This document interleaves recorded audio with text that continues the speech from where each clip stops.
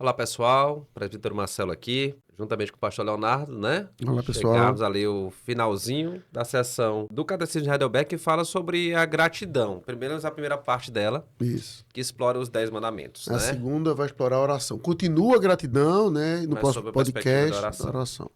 E chegamos, então, no nível do 10º mandamento, né, Reverendo Leonardo? No último. O último mandamento, que nos diz o seguinte, o último mandamento, né? Lembrando que em Êxodo capítulo 20, o título dos mandamentos é esse: eu sou o Senhor teu Deus, que te tirei da terra do Egito, da casa da servidão. E o mandamento, o 10º, é o seguinte: não cobiçarás a casa do teu próximo, não cobiçarás a mulher do teu próximo, nem o seu servo, nem a sua serva, nem o seu boi, nem o seu jumento, nem coisa alguma que pertença ao teu próximo. A pergunta de número 113, o dia do Senhor 44, é a seguinte: o que exige de nós o 10º mandamento? E a resposta? Que nem o mais leve pensamento ou desejo contrário a quaisquer mandamentos de Deus jamais deveriam se levantar em nosso coração. Antes, devemos sempre detestar de todo coração a todo o pecado e nos deleitar em toda a justiça. Aí, continuando, pergunta 114, pergunta: mas os que se convertem a Deus são capazes de guardar esses mandamentos perfeitamente? Não, pois até mesmo os mais santos nessa vida só têm um leve começo dessa obediência. Mesmo assim, eles começam a viver com sincero fervor e propósito, não apenas segundo alguns mandamentos de Deus, mas conforme todos eles. Amém. E a pergunta número 115 é: se nessa vida ninguém consegue obedecer perfeitamente os 10 mandamentos, por que Deus manda que sejam pregados com tanto rigor? E a resposta? Primeiro, para que ao longo das nossas vidas possamos cada vez mais estar conscientes da nossa natureza pecaminosa e, assim, buscarmos com mais fervor o perdão dos pecados e a justiça de Cristo. Segundo, para que ao orarmos a Deus pela graça do Espírito Santo, jamais deixemos de batalhar para sermos cada vez mais renovados à imagem de Deus, até que após esta vida alcancemos o alvo da perfeição. Amém. Resposta muito prática. Meio que ele elenca, né, para esse mandamento um ponto bem importante que deste mandamento, né, nascem basicamente todos os outros, Sim. né, esse é um mandamento interno, digamos assim, seguindo um fluxo muito interessante, né, do pensamento de Deus para seu povo, né, começando em Deus, Sim. depois tratando o pecado de um para com o outro, e que são muito manifestos externamente. Não matarás, não adulterarás, a despeito de não se manifestar apenas externamente. Sim. A gente viu bastante isso, Uma né? prova simples disso é só você ver a conversa de Cristo com o jovem rico, quando Cristo pergunta todos os mandamentos externos, Exato. ele diz que obedeceu todos desde criança, né? Exato. Faço isso desde menino. Exato. E Paulo, né, dizendo assim, olha, se eu fosse olhar, né, para a lei, ele não disse com essas palavras, mas é essa a ideia, né? Eu não teria pecado nenhum, até que a lei me condena no que a cobiça era pecado, se a lei dissesse não cobiçarás, né? Ou seja, é algo interno. Então, o fluxo do mandamento é Deus, Sim. o outro, muitas vezes eu. manifestado externamente, no final, eu mesmo e o meu próprio coração, né? Aquilo que está lá dentro, que internamente pode ficar escondido o tempo todo, né? De todas as pessoas. É interessante, presbítero, que aquela cobiça faz exatamente esse fluxo que você falou, por isso que Deus, na sua infinita sabedoria, colocou justamente como último. Por quê? Porque a cobiça é aquele pecado que ninguém tem como saber se você está pecando. Não tem como. Não tem como eu olhar para uma pessoa e dizer assim, ele está cobiçando aquilo. Porque a partir do momento que a cobiça vai para os olhos, vai para a boca, vai para a mão, vai para o pé, virou outro pecado. Para pegar um exemplo Vai bem virar a clichê, quebra de algum daqueles mandamentos que a gente já viu. Ou seja, pega um exemplo muito direto. Se eu estou olhando para uma mulher como eu não devo, o meu olhar fixo, minha boca aberta, eu querer me movimentar quando ela se movimenta, já virou a quebra do 7º mandamento, por exemplo. Se eu estou com a cobiça de, rapaz, eu quero comprar aquele chocolate, mas eu não tenho dinheiro. Se eu vou lá e pego aquilo, já virou a quebra do 8º mandamento, que é não furtar. Então a cobiça é uma coisa que é do coração, do que a gente deseja, sabe? E mostra a profundidade, né, Léo, Sim. Que a lei atinge. Com certeza. Ou seja, você poderia olhar para todos os outros mandamentos, né? E apelar para algo apenas externo, né? Ou seja, embora a Al- quebra do outro mandamento nasça do não cobiçarás, e essa é a resposta da primeira pergunta que ele coloca aqui, né? O só pensar, cobiçar, ainda que isso não se materialize, já é pecado, né? Já O demonstra, pecado da quebra do 10º mandamento, né? demonstra como a gente está desejando algo que não é Deus. Ou seja, que os Exato. nossos desejos não estão alinhados com o que a gente deveria desejar em última análise, que é Deus. A gente está tentando buscar satisfação longe de Deus e, portanto, longe da sua lei, sabe? E talvez, assim, né? Seja o mandamento que vai mais quebrar qualquer pretensão do homem E achar que é perfeito. de achar que é perfeito, Com certeza. né? De achar que é perfeito, porque externamente, como a gente já colocou aqui algumas vezes, né? Isso até pode se manifestar diante do outro, né? Mas o coração tá ali e é a lei mostrando no seu mais profundo vigor o quão pecador e dependente de Deus nós somos, que é exatamente a base das outras respostas aqui, né? Que o Catecismo de Heidelberg vai trazer pra gente, né? Pois, Marcelo, para ilustrar exatamente esse ponto, permita-me contar uma história da minha adolescência, onde eu quebrei o 10º, mas aí quando foi para minha boca, eu quebrei o 9º. Que foi o quê? Tinham dois adolescentes. Eu era na ponta do mais novo dos adolescentes, 14, 15, tinha dois que eram mais velhos. Aí os caras sempre se gabavam de que já tinham feito tudo nessa vida, já tinham liderado marcha para Jesus, não sei o que e tal, e eu olhava para aquilo, eu cresci de igreja, né? Eu disse, isso é golpe. Mas eu não tinha como provar, né? Aí um dia, depois de um culto, depois de um sermão, eles fizeram certo. Eu acho que o sermão impactou eles se arrependeram. E aí eles chamaram todos os meninos. Assim, ó, sabe todas essas histórias que a gente conta? Tudo mentira. A gente falava isso pra se gabar. O Leonardo Piedoso aqui, cobiçando aquilo ali faz tempo. Não queria falar assim, é tudo mentira. Eu, na hora, no meio de todo mundo, eu sabia! No meio de todo mundo, eu sabia que era mentira. Então, ou seja, naquele exato momento, qual é o meu ponto? Veja que eu estava acusando, me achando moralmente superior a eles. Mas o desejo do meu coração era ter aquilo ali, ter aquele reconhecimento, ter aquela fama, ter aquilo que mesmo em mentira eles estavam fazendo, era aquilo que meu coração desejava, sabe? Então é o que você falou, é exatamente o grande ponto. Tem um texto bíblico, Marcelo, que eu tenho pensado muito nele, como a gente sempre se foca no texto da ansiedade que vem logo depois, de Mateus 6, 25 a 34, a gente por vezes esquece essa partezinha que diz assim, ó, o 19, né? Não acumuleis para vós outros tesouros sobre a terra, onde o traço e ferrugem, onde a traça e a ferrugem corroem, e onde ladrões escavam e roubam, mas ajuntai para vós outros tesouros no céu, onde traça nem ferrugem corroem, onde ladrões não escavam e roubam, porque onde está o teu tesouro, aí está o teu coração. Aqui a gente faz um vínculo direto agora. São os olhos a lâmpada do corpo. Se os teus olhos forem bons, todo o teu corpo será luminoso.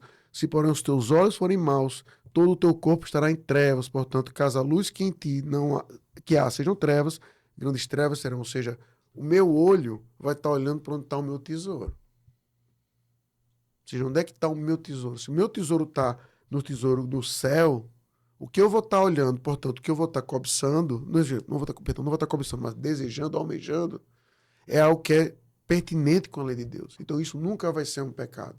Então, um exemplo nem hipotético. Se o presbítero Marcelo diz assim, pô, pastor, o meu desejo é ser santo como Deus é santo. Isso não é perfeccionismo, isso não é ele se achar metido, é isso que Deus demanda de mim. E é isso que eu desejo. Então a luz que há nele são luz. O que ele está olhando é para o lugar certo. Agora, se ele acrescenta e diz assim, eu quero ser santo como Deus é santo para mostrar para todo mundo como eu sou bom. Aí você vê que o coração dele não está em Deus. Está em outra coisa. Está nele mesmo, está na reputação e por aí vai. Então o 10º mandamento, como o último mandamento, e é infelizmente um mandamento que é pouco tratado na nossa igreja, se a gente parar para pensar. A gente enfatiza muito o 7º, muito o 6º. O 5º, o 6º e o 7º são de muito longe mais enfatizados, né? O pai matar e adultério. O 8º é tão clichê de roubar que a gente não trata tanto. O 9º, a gente até aborda um pouco, basicamente, em fofoca. Exato. Mas o 10º, a gente não fala tanto. A gente não mostra tanto o perigo de você estar cobiçando e almejando as coisas que não são de Deus e as consequências que isso traz. Mas sabe o que é interessante? que talvez nenhum pecado esteja mais escrachado, né, na vida da igreja Sim, do que o 10º mas mandamento, não tenha dúvida. porque isso é manifestado em um ponto muito grande, é o descontentamento. Com certeza. Essa citou a ansiedade, mas não só a ansiedade, a depressão, o se sentir vazio a despeito de tudo, né? A ter dificuldade de se sentir bem com aquilo que tem. Ou então a frase que eu escuto com muita frequência quando a pessoa está afundada no pecado. Pastor, eu sei que eu estou errado, mas eu gosto de fazer isso aqui. Exato. Entendeu? Ou seja, Exato. você vê que a cobiça dela já virou outro pecado, esse é o ponto. Porque não está mais só aqui, não está na fase de tentação, Uhum. sabe? E é por isso que a gente tem continuado a restante das perguntas, Marcelo. O que eu sempre insisto é de que. E isso aqui acaba até, fica até uma sugestão pra gente, para uma pauta, para um outro podcast, não aqui necessariamente. Mas tentação em si não é pecado. Se eu fosse, a gente está perdendo tempo aqui, porque Cristo foi tentado, como diz o escritor Hebreus, em todas as coisas, né? Mas sem pecado. Então, a cobiça, por muitas vezes, ela vai se manifestar na vida do crente como uma tentação primeiro. Como tudo. Eu estou tentado aquilo, sabe? Mas como Cristo venceu todas as coisas e você nele, você pode vencer também. Peça ajuda, diga ao seu pastor, procure uma liderança, algum homem ou uma mulher que você confia, para dizer, rapaz, eu estou tentado nisso aqui.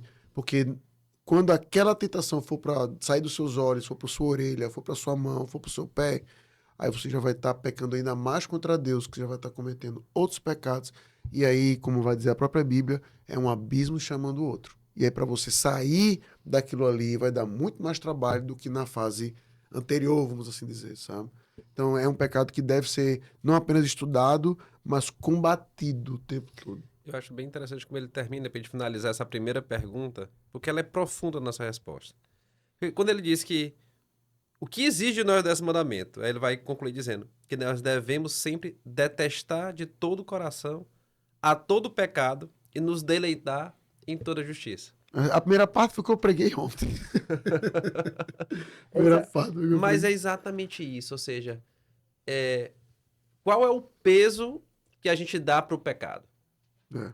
Acho que essa é uma resposta que a gente deve se dar de uma maneira muito profunda, porque daí a gente também entende toda a glória que é a obra de Cristo por nós e toda a gratidão que é o tema dessa sessão que a gente tem que dar a Deus pela obra do Deus triuno em Cristo por nós, né? Então, assim, olhar o 10º mandamento como cumpri-lo significa o quanto eu detesto o pecado. Que a outra visão disso é o quanto eu estou satisfeito em De Deus, Deus. nos seus mandamentos, naquilo que ele tem para mim, naquilo que ele me ordena, na certeza que é o melhor para mim, né? E o quanto que eu amo a justiça e buscar ser mais parecido com ele. Então, é extremamente profundo. Eu acho que a primeira pergunta e resposta acabam trazendo para a gente isso. Até o 9º mandamento a gente falou de pecados de maneira geral, de maneiras externas e internas. O 10º vem nos perguntar diretamente. É isso que a resposta do Catecismo de Heidelberg diz, né? Sim. E o quanto o pecado é terrível para você. Para você cogitar, tá praticando ele na base diária. Exato. Voluntariamente, né? Como um Exato. acidente. Você diretamente assim, rapaz, eu vou desagradar a Deus aqui, eu vou viver de forma soberba, como vai dizer o texto de Neemias 9, diante de Deus, que você não tem como ser soberbo diante de um Deus que criou todas as coisas. Né? E é interessante, então, que as últimas duas perguntas basicamente é um arremate sobre a lei de Sim, Deus. Mais ou menos ela volta ali no que foi discutido no início, né, da lei de Deus. Para que serve a lei de Deus? Qual é o objetivo final dela? Porque, veja, ele pergunta, mas os que se converteram, eles são capazes de guardar esses mandamentos perfeitamente? A resposta é um categórico não. não. É um Não tem categórico nem não. talvez, veja bem, né? Não. Exato, é um não categórico, né? Mas aqueles que se converteram, como eles, mesmo mais santos, né?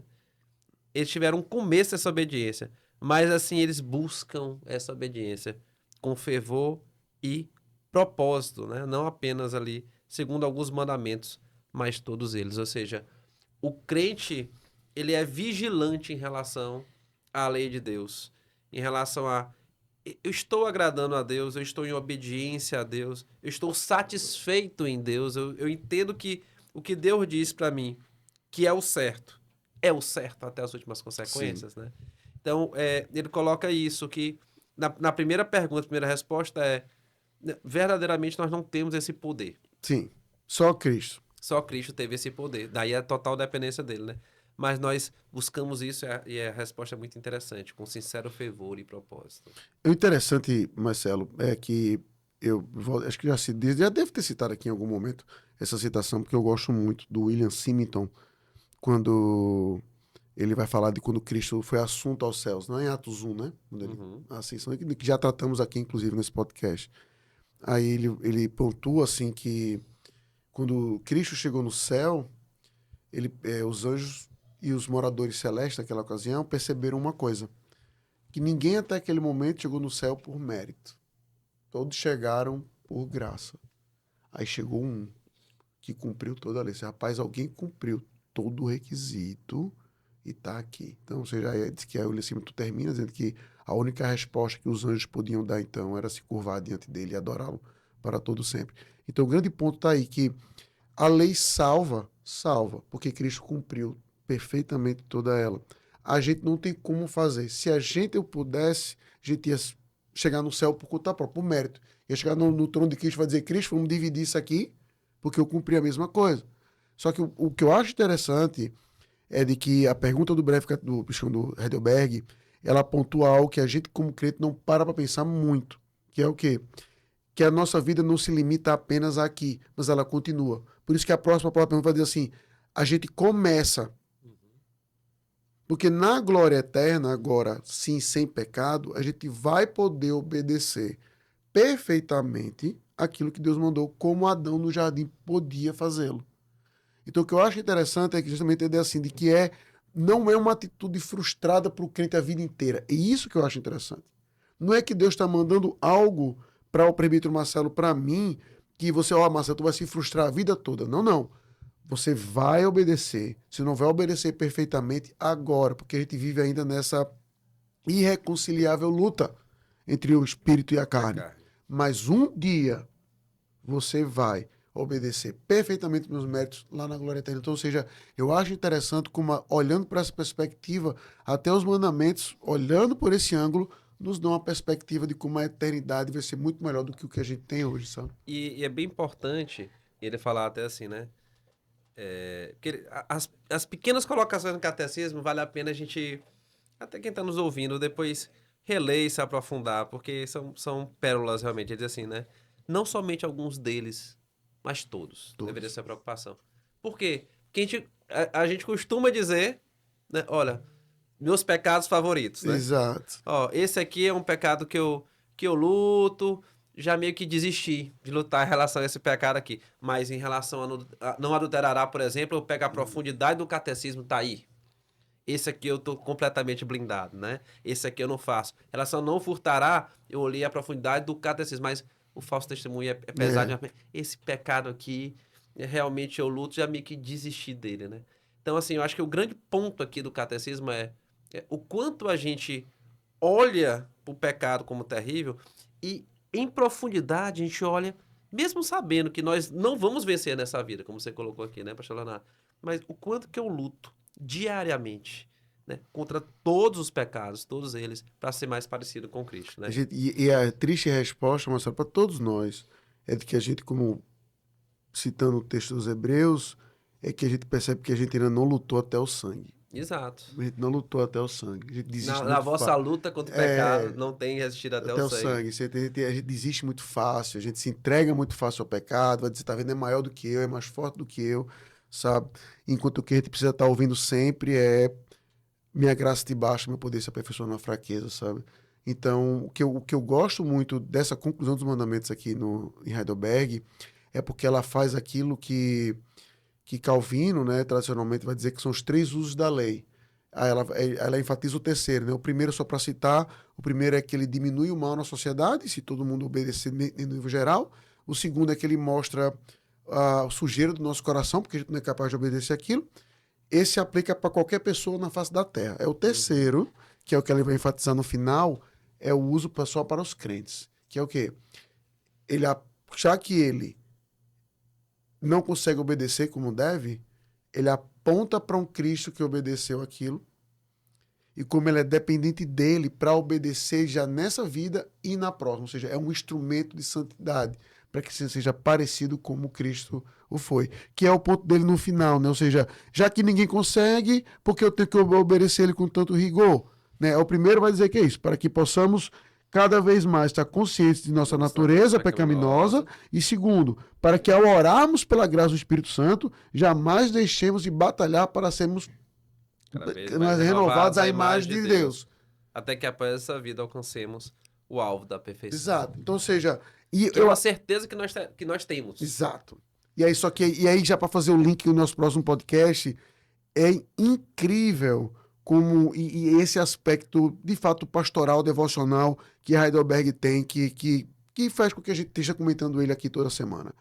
É como ele vincula a obediência dos mandamentos à oração. Uma coisa que a gente tradicionalmente não faz. A gente vincula a força de vontade, você tem capacidade disso, técnicas de como você não cair em tal pecado. Veja que ele não tem tanto essa ideia, mas ele vincula uma coisa, para que você, ao orar, ou seja, se você vai falhar, você vai ter que correr para aquele que não falhou. Você vai ser humilhado diante dele, daquele que cumpriu todas as coisas e que agora nele você é o seu representante, para que você possa nunca perder a perspectiva do autor e consumador da sua fé, daquilo que é o perfeito. Eu acho isso incrível, sabe, Marcelo? Como o fim dessa percepção dos mandamentos não é simplesmente olha como eu sou bom, olha como eu sou incrível, mas olha como eu devo ser dependente daquele que obedeceu perfeitamente, sabe? Isso é incrível. É completamente bom e completamente incrível. Que é perfeito, sabe? Isso é incrível. Então, assim, meu desejo, minha oração na conclusão, assim, Marcelo, dos mandamentos,